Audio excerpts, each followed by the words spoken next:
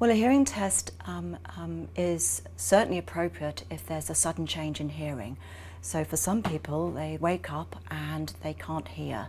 It may be one ear, it may be both ears. And as soon as that happens, they need to go straight to their GP and have the ears examined. It may just simply be a wax blockage, and that can be dealt with accordingly. But if it isn't and there's no wax to be seen, then they need an urgent referral if there's no hearing or a significant change in hearing, as viruses can cause sudden hearing deficit, and the sooner they are examined, and there is a potential then to limit the possible outcome for hearing loss.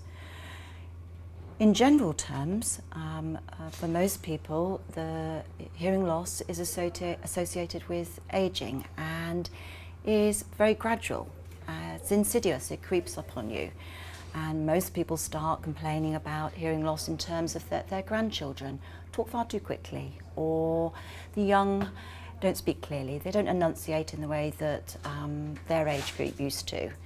In fact, when that is happening, generally it means that they're not picking up the beginnings and the ends of words. Speech isn't as clear as it used to be. Also, when people get older and go into noisy situations such as a bistro pub, they're very popular at the moment, they often find that separating speech from the noisy hubbub is much more difficult. And it's not because they don't enjoy those situations or they've got old, so to speak. It's simply processing and separating speech from a lot of background noise becomes harder, particularly when we start moving into our 50s.